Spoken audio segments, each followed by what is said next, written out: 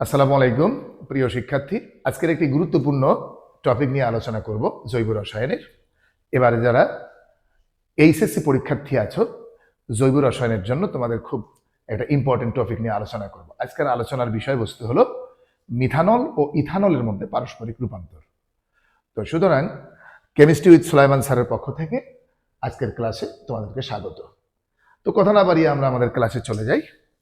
Dear student, আজকের আলোচনার বিষয়বস্তু হচ্ছে মিথানল এবং ইথানলের মধ্যে পারস্পরিক রূপান্তর। মিথানল ও ইথানলের মধ্যে পারস্পরিক রূপান্তর। তাহলে আমরা দেখি, এটা হলো CH3OH, this is called methanol. CH3 CH2OH, এটা হলো ইথানল। তাহলে মিথানল ও ইথানল একই সমগোত্রীয় শ্রেণীর যৌগ।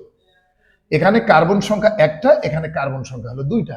তাহলে কম কার্বন থেকে বেশি কার্বন সংখ্যা বিশিষ্ট একই সমগোত্রীয় শ্রেণীর যৌগে যাওয়ার নাম হচ্ছে আরোহ পদ্ধতি। আবার ইথানল থেকে যদি আমরা মিথানলে চলে আসি, তাহলে বেশি কার্বন থেকে কম কার্বনে আসার নাম হচ্ছে অবরোহ পদ্ধতি। তাহলে মিথানল থেকে ইথানল প্রস্তুত করাকে বলা হবে আরোহ পদ্ধতি, আর ইথানলকে মিথানলে প্রস্তুত করার পদ্ধতিকে আমরা বলবো অবরোহ পদ্ধতি। তো সুতরাং আমরা এখন শুরু করব মিথানলকে ইথানলে রূপান্তর। ওকে, তাহলে মিথানলকে ইথানলে পরিণত করার পদ্ধতি হচ্ছে, প্রথম methanol plus phosphorus pentachloride is heated to produce CH3Cl, methyl chloride plus phosphorus oxytrichloride plus hydrogen chloride। তাহলে মিথানলকে আমরা প্রথমে মিথাইল ক্লোরাইডে রূপান্তর করলাম। মিথাইল ক্লোরাইডকে আমরা যখন পটাশিয়াম সায়ানাইড সহযোগে উত্তপ্ত করব অ্যালকোহলীয়, এখান থেকে আমরা পাবো CH3Cl প্লাস পটাশিয়াম ক্লোরাইড। দেখো, মিথাইল ক্লোরাইডে এক কার্বন, মিথাইল সায়ানাইডে হলো দুই কার্বন।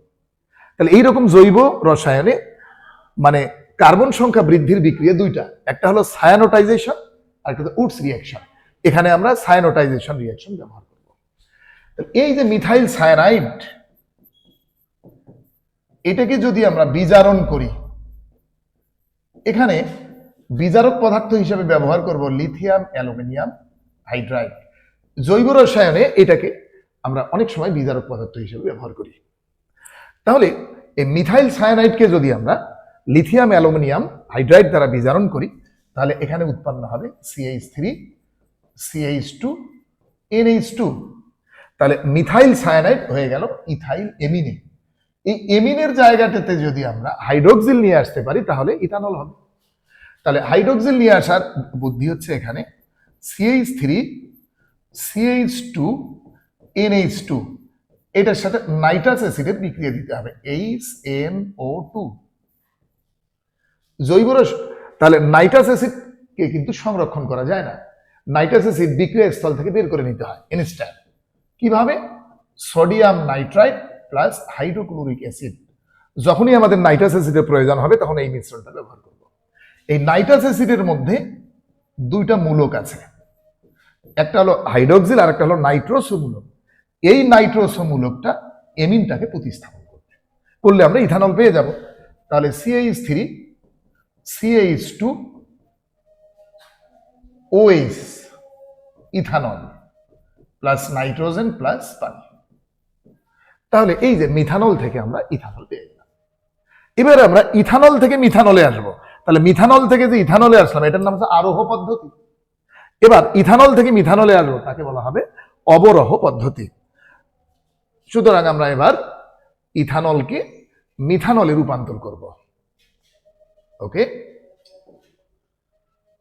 ইথানলকে মিথানলে রূপান্তর।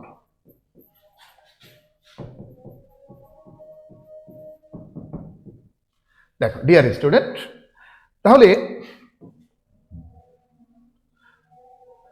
এখানে যে কাজটা করতে হবে, ইথানল কার্বন সংখ্যা কমাতে হবে, CH3CH2OH ethanol is oxidized by chromic acid. What is chromic acid? The mixture of potassium dichromate and sulfuric acid is called chromic acid. It's a nascent oxygen is produced by reaction between sulfuric acid and potassium dichromate, which is called chromic acid. তাহলে ethanol is oxidized to produce CH3 COOH plus পানি। এটাকে যদি আমরা ধাপে ধাপে জারণ করতাম, প্রথমে হতো ইথানল, তারপরে ইথানোয়িক অ্যাসিড, আমরা তীব্র জারণ করেছি। এই ইথানোয়িক অ্যাসিডকে যখন আমরা অ্যামোনিয়ার সাথে বিক্রিয়া দেব, এই যে এইভাবে অ্যামোনিয়া লেখা যায়, অ্যামোনিয়ার মধ্যে এমিন মূলক আছে, এই এমিন মূলক কি করবে? হাইড্রোক্সিলকে প্রতিস্থাপন করবে। তাহলে এখান থেকে আমরা পাবো CH3CO NH2 প্লাস পানি। এটার নাম হচ্ছে ইথানামাইড। জৈব রসায়নে দুটি বিক্রিয়ার মাধ্যমে কার্বন সংখ্যা কমানো যায়, একটা হচ্ছে হফম্যান ডিগ্রেডেশন আর একটা হচ্ছে ডিকার্বক্সিলেশন বিক্রিয়া। এখানে আমরা হফম্যান ডিগ্রেডেশন বিক্রিয়া ব্যবহার করব। CH3CO NH2 plus bromine plus potassium hydroxide is heated. তাহলে এই যে সিও মূলকটা শুধু উঠে যাবে, উঠে গিয়ে কার্বন সংখ্যা কমে যাবে। তাহলে CH3NH2 methyl amine potassium bromide potassium carbonate and 2 molecules water উৎপন্ন হবে। এই যে মিথাইল এমিন, এই এমিনের এই জায়গাটিতে যদি আমরা ওএস নিয়ে আসতে পারি তাহলে মিথানল হয়ে যাবে। তাহলে CH3NH2 sorry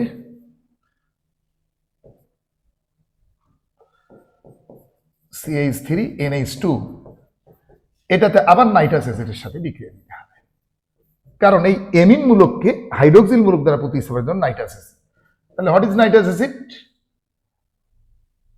sodium nitrite and hydrochloric অ্যাসিডের মিশ্রণকে আমরা নাইট্রাস অ্যাসিড বলবো। এখান থেকে নাইট্রাস অ্যাসিড, এই নাইট্রাস অ্যাসিডের মধ্যে OH আর NO আছে, হাইড্রোক্সিল মূলক আছে আর নাইট্রোসোম। এই হাইড্রোক্সিল মূলকটা এমিনকে প্রতিস্থাপন করবে।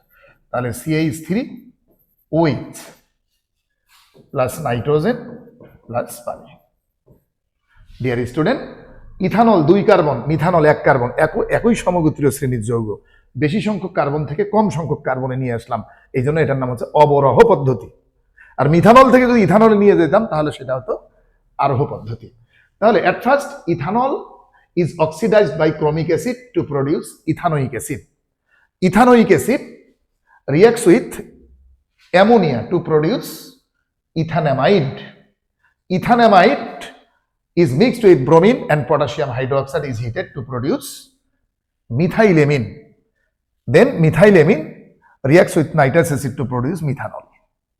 তো এই মিথানল এবং ইথানল এর মধ্যে পারস্পরিক রূপান্তর এবারে এইচএসসি পরীক্ষা 2026-এর জন্য খুবই ইম্পর্টেন্ট।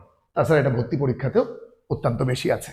তো ডিয়ার স্টুডেন্ট, এটা তোমরা মনোযোগ সহকারে পড়বে, ইনশাআল্লাহ পরীক্ষায় কমন পেতে পারো, এবং শুধু পরীক্ষায় না, ভর্তি পরীক্ষার জন্য তুমি অনেক উপকৃত হবে। সুতরাং আজকে এই পর্যন্তই। আল্লাহ হাফেজ।